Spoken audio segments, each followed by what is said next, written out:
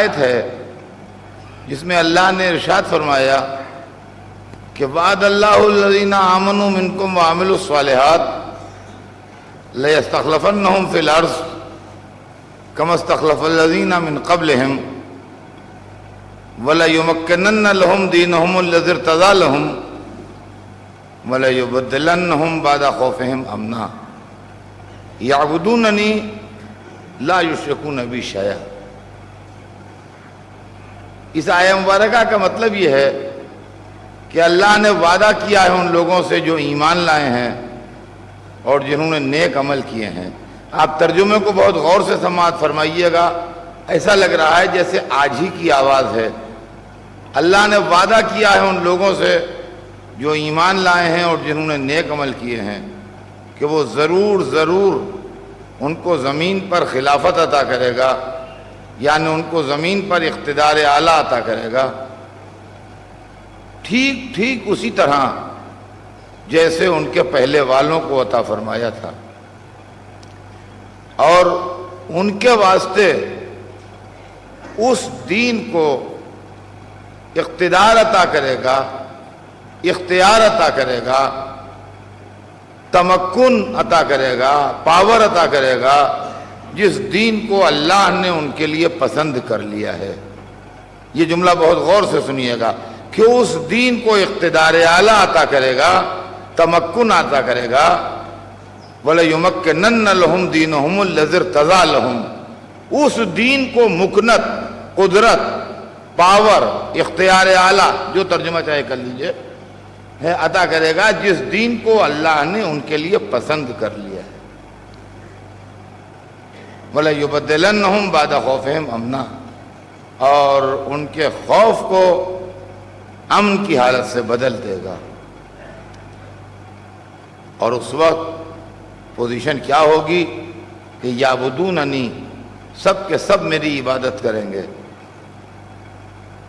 لا یشرکون be شیئا، کوئی شے میرا شرک نہ کرے گی، یا دوسرے ترجمے کے حساب سے کسی شے کے ذریعے بھی میرا شرک نہ کیا جا سکے گا۔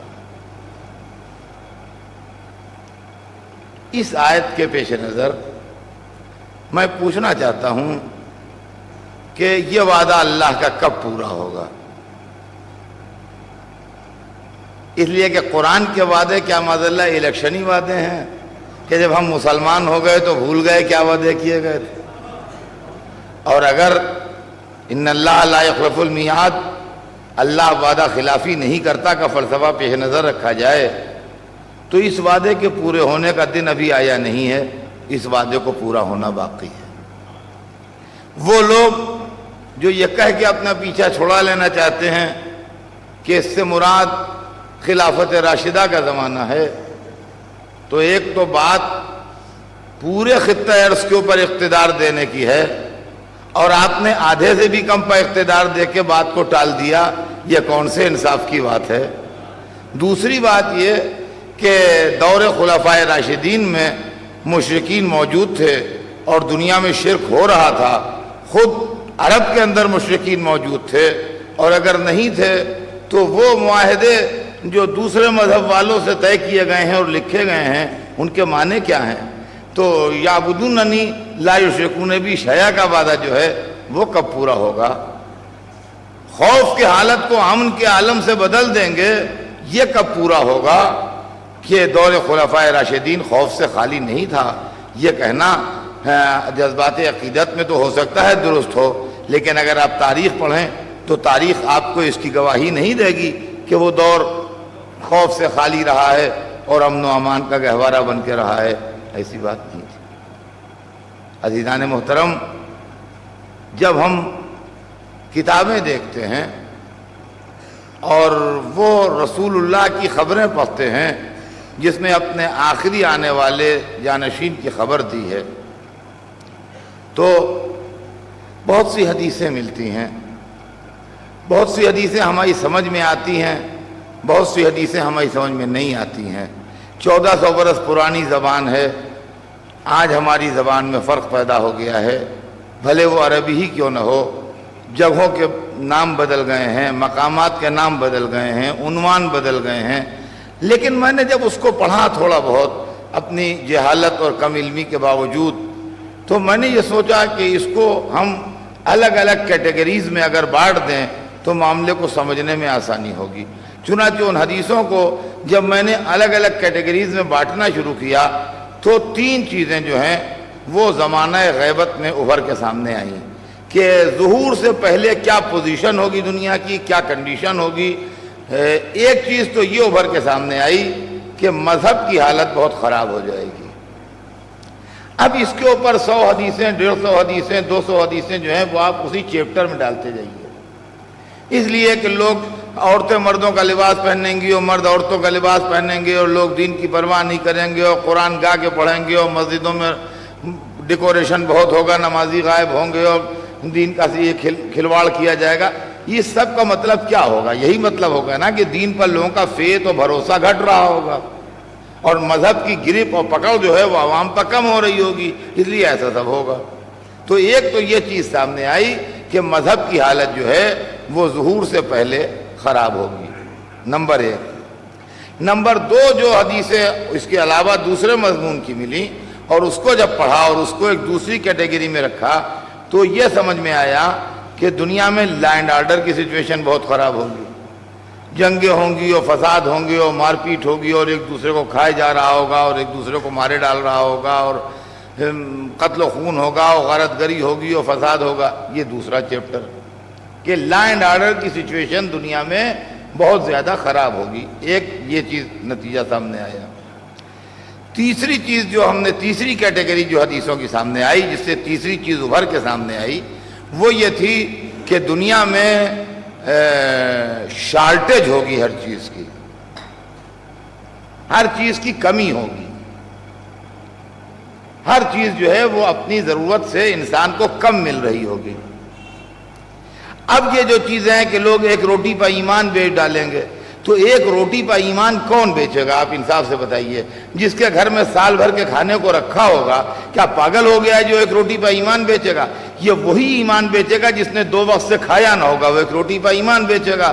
تو اس کا مطلب یہ ہے کہ دنیا میں شارٹیج ہوگی ظہور سے پہلے.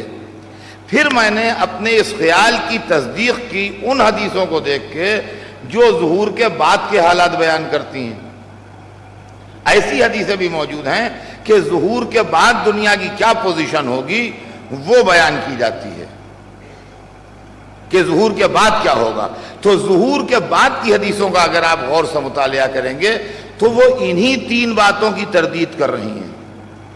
یعنی مذہب بیچارہ ہوگا ظہور سے پہلے، تو ظہور کے بعد کی حدیثوں میں آپ کو یہ ملے گا کہ مشرق سے مغرب تک ایک دین ہوگا. ایک پوائنٹ بولے یمکنن لہم دینہم الذی ارتضی لہم، اس دین کو مکنت دیں گے، قوت دیں گے کہ جس کو ہم نے تمہارے لیے پسند کر لیا ہے. اچھا دوسری چیز کہ لا اینڈ آرڈر کی سچویشن خراب ہوگی. یہ ظہور سے پہلے والی حدیثوں میں ملتا ہے کہ لا اینڈ آرڈر جو ہے دنیا کا بے انتہا ڈسٹرب ہوگا، کوئی آدمی اپنے کو سیف نہیں محسوس کرے گا کہیں پر بھی. اس کے بعد جب ظہور کے بعد والی حدیثیں دیکھیے تو اس کے اندر ملتا ہے کہ لا اینڈ آرڈر کی پوزیشن اتنی امپروو ہو جائے گی کہ ایک عورت دولت لیے ہوئے اور زیور پہنے ہوئے شام سے مکے تک آئے گی اور کوئی اس کو پوچھنے والا یا اس کو نقصان پہنچانے والا یا کوئی اس کا زیور چرانے والا یا کوئی اس کی دولت لوٹنے والا نہیں ہوگا اور وہ خیریت سے آ جائے گی. تو یہ ایک کوئی عورت آئے گی نہیں، یہ ایک علامتی طور پر ایک مثال کے طور پر بیان کیا گیا ہے.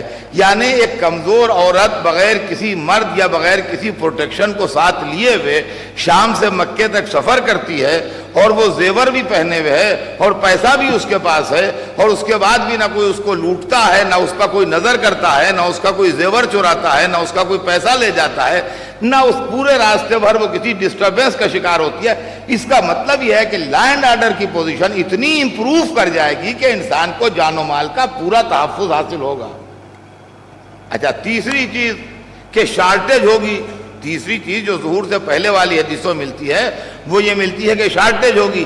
جب ظہور کے بعد والی حدیثیں آپ دیکھیے تو اس کے اندر یہ ملتا ہے کہ زمین اپنے خزانے اگل دے گی، بہترین فصلیں ہوں گی، ہر چیز کی افراط ہوگی، لوگوں کے پاس اتنی حیثیت ہوگی کہ جو خمس و زکوٰۃ اور اس طریقے کے صدقے اور خیرات کے پیسے لوگ نکالتے ہیں وہ لیے لیے گھومیں گے اور کوئی اس کا لینے والا اور اس کا مستحق ان کو نہیں ملے گا، تو وہ پھر رفاع عام کے کاموں میں لگائے جائیں گے پیسے، اور اس سے دوسرے انسانی فلاح کے کام جو ہیں وہ انجام دیے جائیں گے۔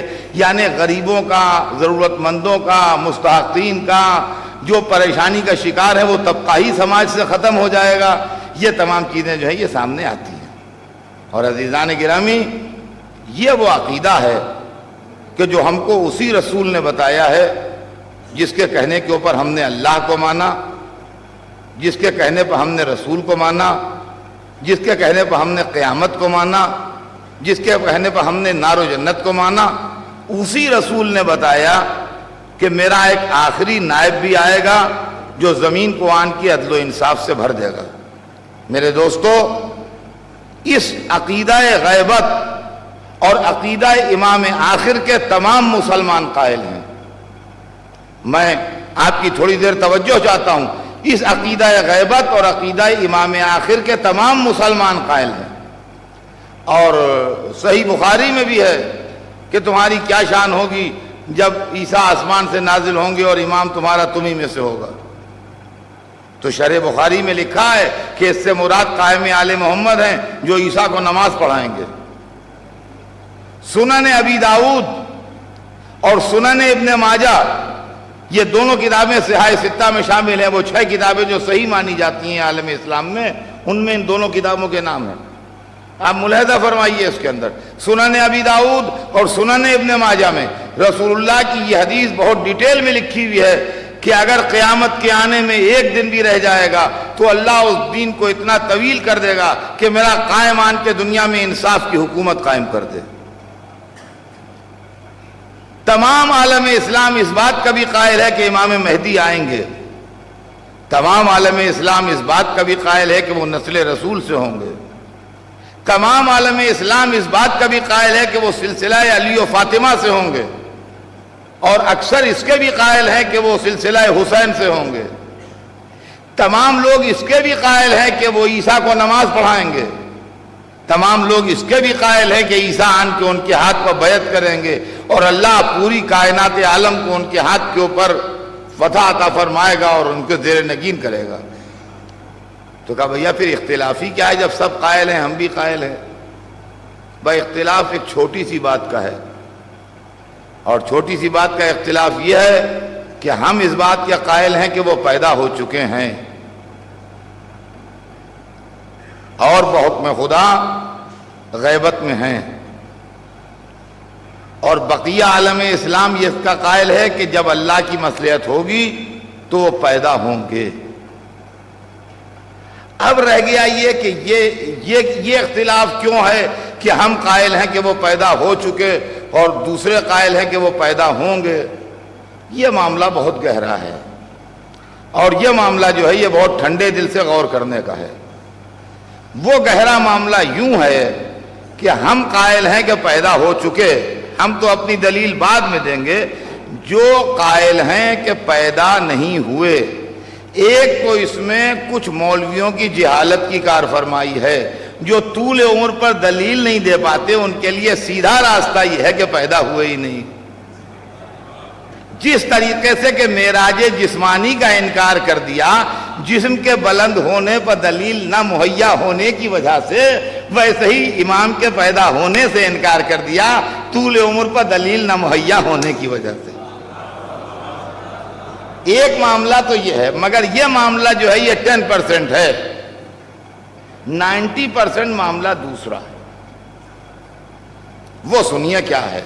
90% معاملہ یہ ہے کہ اگر وہ یہ قائل ہو جائیں کہ امام مہدی جن کے ہاتھ پر اللہ کائنات عالم کو مسخر کرے گا اور عیسیٰ جن کے پیچھے نماز پڑھیں گے، وہ امام حسن عسکری کے فرزند تھے، اگر اس کے قائل ہو جائیں تو اس کا بھی قائل ہونا پڑے گا کہ امام مہدی کے والد امام حسن عسکری بھی امام برحق تھے۔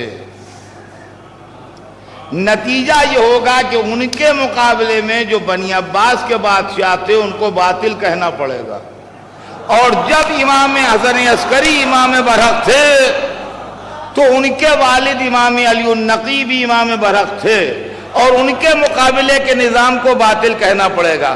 اسی طرح امامت ہوتے ہوتے سلسلہ حسن حسین سے گزرتے گزرتے علی تک پہنچ جائے گا۔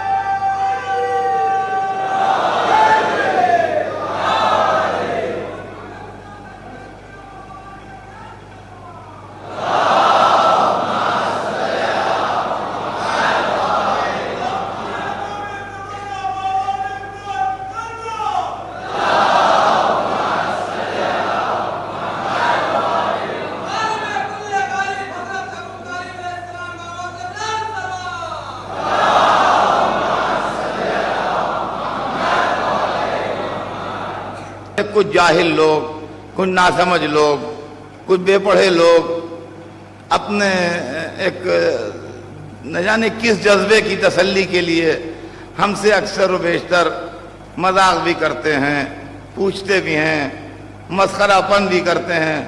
سنا آپ کے امام زندہ ہیں؟ ارے پرانی مسئلہ ہے انگریزی کی کہ شیشے کے گھر میں رہنے والے کو دوسرے پتھر نہیں مارنا چاہیے۔ شیشے کے گھر میں رہنے والے کو دوسرے کو پتھر نہیں مارنا چاہیے۔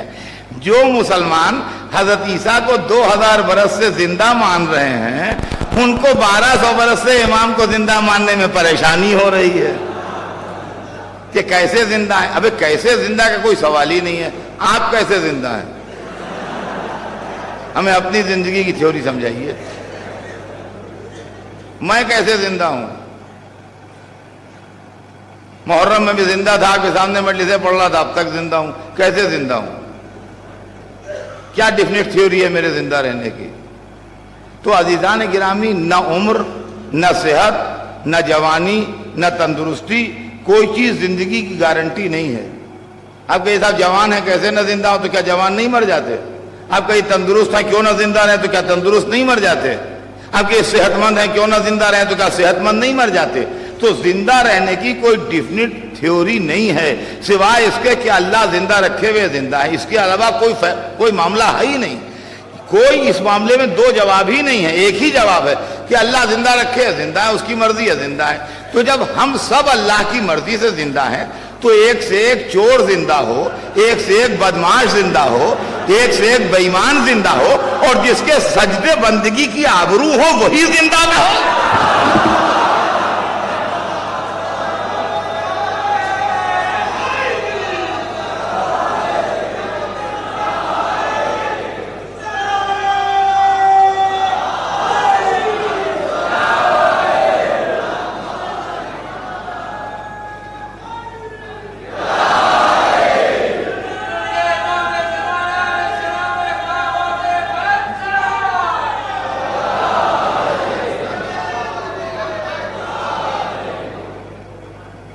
اور عزیزان گرامی، اب لوگ کہتے ہیں کب آئیں گے؟ بھولے بن گئے، کب آئیں؟ سنا اب تک زندہ ہیں 1200 برس سے، کب آئیں گے؟ کب آئیں گے؟ کب آئیں گے؟ یہ بھی پوچھا جاتا ہے کب آئیں گے؟ تو یہ اصل میں معلومات کے لیے نہیں پوچھ رہے، یہ ہم کو چڑھانے کے لیے پوچھتے ہیں۔ تو جو چڑھانے کے لیے پوچھے اس کو جواب بھی ویسے ہی دو۔ سیریس جواب سے کبھی مانے گا نہیں، وہ نان سیریس جواب ہونا چاہیے۔ چنانچہ نان سیریس جواب ہم بھی دیتے ہیں۔ ہم کہتے ہیں 11 ظاہر ہوئے تھے، آپ نے مار ڈالے، اب جب آپ سب مر جائیے گا جب آئیں گے۔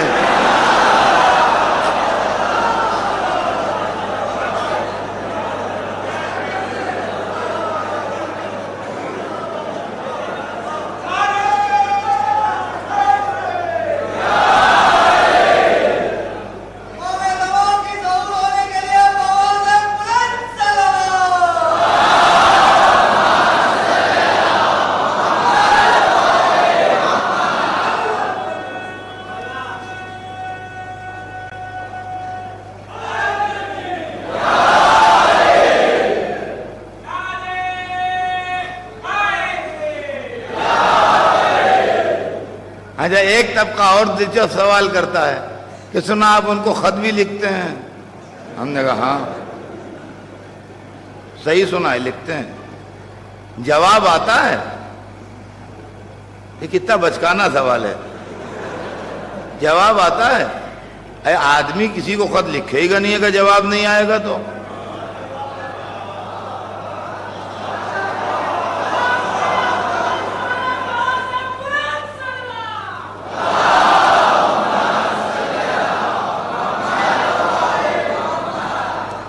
پہلی بات تو یہ ہے کہ خط لکھنا جو ہے وہ کوئی تفریحی عمل نہیں ہے، ضرورت کے تحت ہوتا ہے۔ مطلب جہاں آپ کے رشتہ دار رہتے ہیں یا آپ کے دوست رہتے ہیں انہی شہروں میں آپ خط بھیجتے ہیں، جہاں کوئی نہیں رہتا وہاں آپ نہیں بھیجتے کوئی خط۔ مثلا لوگوں کے عزیز بمبئی میں رہتے ہیں، یو پی میں بہت سے خاندان ہیں جن کے رشتہ دار بمبئی میں رہتے ہیں، تو اب یو پی سے بمبئی میں خط و کتابت ہوتی ہے۔ لیکن اگر کسی شہر میں یو پی کے لوگ نہیں رہتے ہیں تو وہاں خط نہیں لکھے، کوئی آسام میں خط نہیں لکھتے، آپ بمبئی لکھتے ہیں، جب آسام میں ہمارا کوئی ہے ہی نہیں تو کس کو لکھیں۔ ناگالینڈ میں آپ نے آج تک خط نہیں بھیجا، ان کا ناگالینڈ میں ہم کسی کو جانتے ہی نہیں تو کس کو خط لکھیں۔ بمبئی میں آپ ہر 8ویں دن خط بھیجتے ہیں، ان کا بمبئی میں ہمارے سارے عزیز رہتے ہیں اس لیے بھیجتے ہیں۔ معلومات جس کا جہاں جو ہوتا ہے اس کو خط بھیجتا ہے، جس کا کوئی نہیں ہوتا نہیں بھیجتا۔ ایک تو خط کا فلسفہ میاں یہ ہے کہ جس کا کوئی کہیں ہوتا ہے وہ خط بھیجتا ہے، جس کا کوئی نہیں ہوتا وہ خط نہیں بھیجتا۔ ایک چیز تو یہ۔ دوسری بات یہ ہے کہ خط کے جواب کی شکلیں دو ہیں۔ ایک صورت یہ ہے کہ میں نے آپ کی خیریت کا خط لکھا تو آپ نے مجھے جواب میں لکھا کہ شکریہ آپ کا، میں خیریت سے ہوں، آپ کا خط ملا، میں الحمدللہ خیریت سے ہوں۔ اور دوسری شکل یہ ہے کہ لکھنؤ میں مجھے کسی دوا کی ضرورت تھی جو نہیں مل رہی تھی، اور لوگوں نے بتایا وہ صرف بمبئی میں مل سکتی ہے، لکھنؤ میں تو نہیں ملے گی۔ تو میں نے آپ کو خط میں لکھا کہ فلاں دوا کی ضرورت ہے مجھے، وہ صرف بمبئی میں ملے گی، لکھنؤ میں نہیں مل رہی ہے، تو آپ وہ دوا لے کے مجھے بھیج دیجئے۔ آپ نے دوا خریدی، ایک آدمی کے ہاتھ بھیج دی، ادھر سے تو میرا خط گیا، ادھر سے دوا کا ڈبہ آیا، جواب آیا کہ نہیں یہ بتائیے؟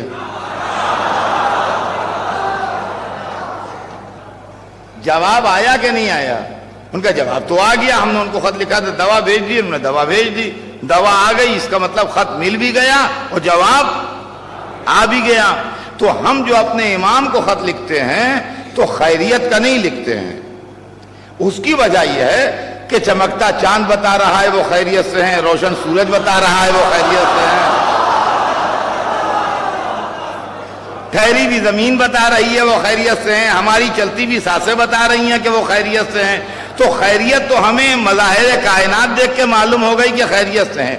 اب ہماری کچھ ضرورتیں ہیں جو ہم لکھتے ہیں تو تمناؤں کی صورتوں میں عریضے جاتے ہیں، مرادوں کی صورتوں میں جواب آتے ہیں۔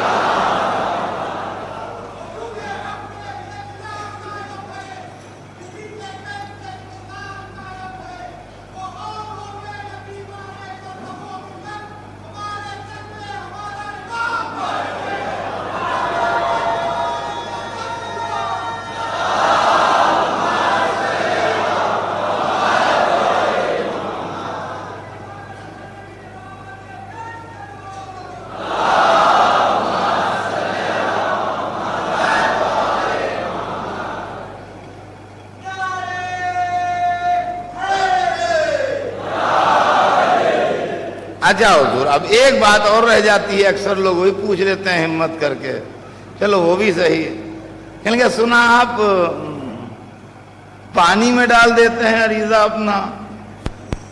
ہم نے کہا ہاں، وہ صاحب آیا تطہیر ہیں تو دریا سمندر یہی سفیر بنتے ہیں، پانی میں ڈال دیتے ہیں۔ تو پانی میں ڈالتے ہیں تو پہنچتا ہے ان کو؟ ارے ہم نے کہا اتنا نہ بوکھلائیے گھبراہٹ میں کہ قرآن بھول جائیے، موسیٰ کی ماں سے پوچھئے جسے دریا میں ڈالا تھا خیریت سے پایا کہ نہیں پایا؟ مگر ہاں کچھ لوگ ایسے ہیں جن کو نہ جانے کیوں، مجھے نہیں معلوم، میں اس کیوں کا جواب میرے پاس نہیں ہے، مگر کیوں کچھ پریشانی ہے امام کے وجود سے، کچھ پریشانی ہے۔ چنانچہ ایک دفعہ شاید میں اس کو مغل مسجد میں ایک دفعہ پڑھ بھی چکا ہوں، اسی زمانے میں آج سے 10 برس پہلے جب بابری مسجد کا ڈیمالیشن ہوا تو جو حالات تھے وہ سب آپ کے سامنے. اس وقت مجھ سے کسی نے کہا کہ آپ کے امام اب بھی نہ آئے.